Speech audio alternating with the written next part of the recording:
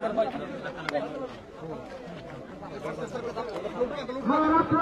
कुटुंब प्रमुख लाडकं नेतृत्व सन्माननीय उद्धव ठाकरे साहेब यांच्या ठिकाणी आपण झालेले आपण बघू शकतो या ठिकाणी उद्धव ठाकरे दाखल झालेत आणि या ठिकाणी काही शेतकऱ्यांशी थोडक्यात संवाद साधण्याचा प्रयत्न या ठिकाणी उद्धव ठाकरे करणार आहेत। त्याच्यासोबत संजय राऊत हे देखील आहेत। संजय राऊत आणि त्याचबरोबर माजी विधान परिषदेचे विरोधी पक्षनेते अंबादास दानवे या ठिकाणी आहेत आणि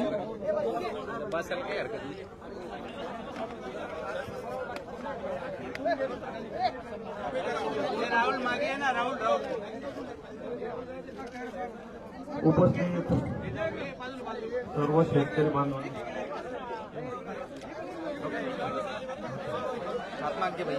सकाळपासून माननीय उद्धवजी ठाकरे साहेब लातूर जिल्हा,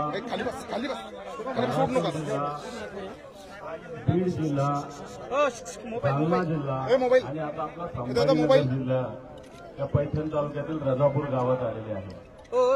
आज पूर्ण वेगवेगळ्या गावात पीक पाहणी मान्य साहेबांनी केली। अनेक लोक साहेबांना भेटले। सगळ्या पैठण तालुक्यामध्ये सुद्धा संभाजीनगर जिल्ह्यातील कन्नड असेल, सिल्लोड असेल, सोयगाव, गंगापूर, वैजापूर, या सगळ्या तालुक्यात अतिवृष्टी झालेली आहे। पैठणला सगळ्यात जास्त अतिवृष्टी झालेली आहे। कित्येक लोकांची जनावरं वाहून गेलेली आहेत, जमीन सुद्धा वाहून गेलेली आहे, शेळ्या वाहून गेलेल्या आहेत, म्हशी वाहून गेलेल्या आहेत। आणि अशा स्थितीमध्ये शिवसेनेचे सर्व पदाधिकारी या ठिकाणी गावोगाव जाऊन आलेले। आज आपण इथं आलात, समोर पीक पाहणी आहे, पण आता वेळ खूप झाला तेव्हा आता शेतात जाणं काही योग्य नाही। परंतु साहेब सगळ्या गावात थांबत आले, त्याच्यामुळे इथं उशीर झाला। मी साहेबांना विनंती करेल की शेतकऱ्यांना 2 मिनिटं आपण एक मनोगत व्यक्त करा। मोबाईल आता फाटक बंद करणार भाई।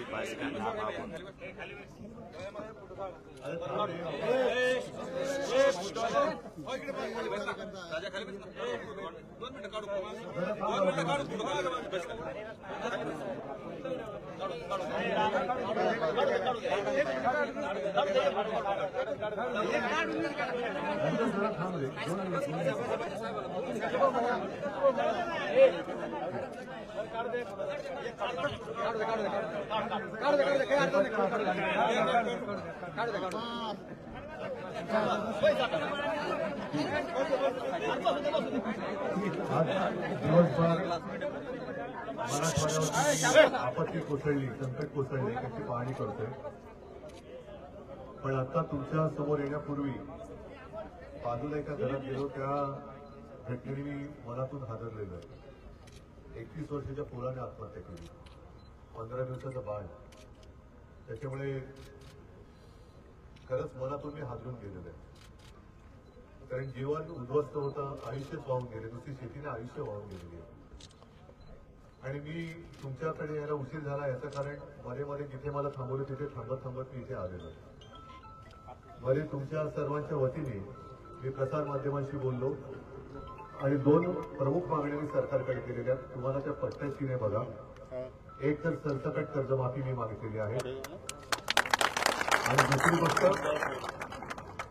जसं आपल्यावरती हे संकट आलं तसंच संकट पंजाबवरती पण आलेलं गेल्या काही दिवसांपूर्वी। आणि पंजाब सरकारने तिथल्या शेतकऱ्यांना हेक्टरी 50,000 रुपये दिलेले आहेत, आणि ते सुद्धा कालबद्ध कार्यक्रम करून। जर पंजाब सरकार राज्य हे त्यांच्या शेतकऱ्यांना हेक्टरी 50,000 रुपये देत असेल तर आपल्या सरकारला द्यायला काहीच हरकत नाही। ज्या प्रमाणात नुकसान झालेलं आहे त्या प्रमाणात सरकारने जी काही घोषणा केलेली आहे, मी काही राजकारण नाही करत, पण ही वस्तुस्थिती आहे। मी येताना सुद्धा बातमी पाहिली आणि मला वाटतं शेतकरी आपल्याला तिकडे होता, त्यांनी मुख्यमंत्र्यांना प्रश्न विचारला की तुम्ही नक्की काय करणार ते सांगा, तर त्यालाच पोलीस अटक करायला मिळाली। आणि त्याला मुख्यमंत्री म्हणाले, बाबा राजकारण करू नको। आता व्यथा मुख्यमंत्र्यांसमोर नाही मांडायचं तर कोणाकडे मांडायच्या, आणि व्यथा मांडणे हे काय राजकारण नाही। आणि म्हणून मी सुद्धा काही राजकारण करत नाही, पण सरकारला सांगतोय मी की तुम्ही जी काही मदत देऊ करता ही काही उपकाराची नाहीये, ही शेतकऱ्याच्या माझ्या हक्काची आहे। आज सोन्यासारखं पीक त्याची माती होऊन गेलेली आहे, जमीन खरडून गेलेली आहे. ही खरडून गेलेली जमीन पुन्हा कसण्यासाठी किंवा पुन्हा पीक द्यायला योग्य करण्यासाठी 2 ते 3 वर्ष लागतील किमान. खर्च किती येईल हे तुम्हाला माहिती, आणि तो खर्च बघितला तर आता जी काय मदत होणार आहे ती म्हणजे काय न केल्यासारखीच मदत आहे. बरं, पैसे कुठून आणायचे हा प्रश्न त्यांचा असतो. अजित पवार आपले मुख्यमंत्री उपमुख्यमंत्री त्यांनी कुठेतरी आजच त्यांच्या शब्दांनी काय वापरत नाही, कारण त्यांचं ते त्यांना जाऊ दे. लाडक्या बहिणींसाठी 45,000 कोटी देतो वर्षाला. आता लाडक्या बहिणीला 45,000 कोटी रुपये जरी खर्च करत असतील तरी 1,500 रुपये महिन्याभरामध्ये लाडक्या बहिणीच्या भावाचं घर आणि बहिणीचं घर चालणार आहे का आता? मग कोणाला तुम्ही थापा मारताय, कोणासाठी काय उपकार करताय? तर पैसे कुठून आणायचे? डबल इंजिन सरकार आहे ना. जा सगळ्यांना पंतप्रधानांकडे, कारण कोरोनाच्या वेळेला जो पीएम केअर फंड तुम्ही ऐकला होतात ना, लाखो कोटी रुपये त्याच्यामध्ये गोळा केले गेले. महाराष्ट्रातनं लाखो कोटी दिले गेले. भारतीय जनता पक्षाच्या सगळ्या लोकप्रतिनिधींनी त्याच्यात फंड दिला होता. जा प्रधानमंत्री काय फंड आहे त्याच्यात, पीएम केअर प्रधानमंत्री मदत निधी, त्याच्याबद्दल कोणालाच माहिती दिली जात नाही. आणि लाखो कोटी त्याच्यात गोळा झालेले आहेत. आणा ना 25,000 कोटी तिथून आणा, 50,000 कोटी आणा, आणि माझ्या शेतकऱ्याला केवळ मराठवाड्याच्या नाही तर महाराष्ट्राच्या शेतकऱ्याला कर्जमुक्त करू शकाल एवढा पैसा, त्याच्याहून कित्येक पटीने जास्त पैसा हा पीएम केअर फंडामध्ये. आणि तुमच्या माहितीसाठी सांगतो, आजच आणखीन एक बातमी आली की बिहारमध्ये आता ज्या निवडणुका येऊ घातल्या त्या निवडणुका डोळ्यासमोर ठेवून पंतप्रधानांनी तिथल्या महिलांच्या खात्यात 10,000 रुपये दिलेले आहेत बिहारच्या. मग माझ्या महाराष्ट्राला काही निवडणुका नाही म्हणून तुम्ही देत नाही? महाराष्ट्राला किती पंतप्रधानांनी मदत केली की नाही मला कळलेलं पण नाहीये. पंतप्रधान इकडे येणार की नाही मी तर तेही त्यांना सांगितले की तुम्ही महाराष्ट्रामध्ये या, मराठवाड्याचा दौरा करा आणि मराठवाड्याच्या शेतकऱ्याला नव्हे तर महाराष्ट्राच्या शेतकऱ्याला तुमच्या पीएम केअर फंडातून कर्जमुक्त करा, केंद्राचा पैसा द्या. आणि जो माझा महाराष्ट्रातला शेतकरी, मला कोणीतरी विचारले राष्ट्रीय आपत्ती आहे का, म्हटलं का नाहीये? कारण महाराष्ट्रातल्या शेतकरी जो धान्य पिकवतो, अन्न पिकवतो ते देशभरात जात असेल तरी राष्ट्रीय आपत्ती का नाहीये? पंजाबमध्ये झाली, आपल्याकडे झाली, आणखीन काही ठिकाणी होते. फक्त या गोष्टीसाठी आपल्याला हिंमत खचून चालणार नाही. मी अनेक तुमच्यासमोर येण्याच्या आधी सगळ्यांना सांगतोय, तेच तुम्हाला सांगतोय. आज तर मी फक्त सरकारला बोललोय कर्जमुक्त करा, शेतकऱ्याला कर्जमुक्त करा, 50,000 रुपये हेक्टर त्याला ताबडतोब मदत करा, कुठेही अटीतटी शर्तीच्या मर्यादा त्याला टाकू नका, पंचनाम्याचं भाकड तर आम्हाला सांगू नका. शेतकऱ्याला मदत ही मदत नाही, हे आपलं कर्तव्य आहे. जसं मी केलं होतं, करायचं म्हटलं तर करून दाखवू शकतो. तसं तुम्ही करा. आणि जर तुम्हाला त्यांनी कर्जमुक्त करण्याची घोषणा येत्या काही दिवसात नाही केली तर तुमच्या खांद्याला खांदा लावून मी स्वतः शिवसेना पूर्ण मराठवाड्याच्या रस्त्यावरती उतरल्याशिवाय राहणार नाही. मात्र एक गोष्ट करा की कोणी आत्महत्येचा विचार करू नका, आणि आपल्या बाजूच्याच घरामध्ये आत्महत्या झाल्या जरा त्या घराला एक धीर द्या, कारण त्यांचं दुःख फार मोठं आहे. बाकीच्या गोष्टी सरकारच्या मानगुटीवरती बसून वगैरे आपण करून घेऊ, पण घरातलं पोर गेल्यानंतर ते दुःख आणि ते संकट फार मोठं आहे.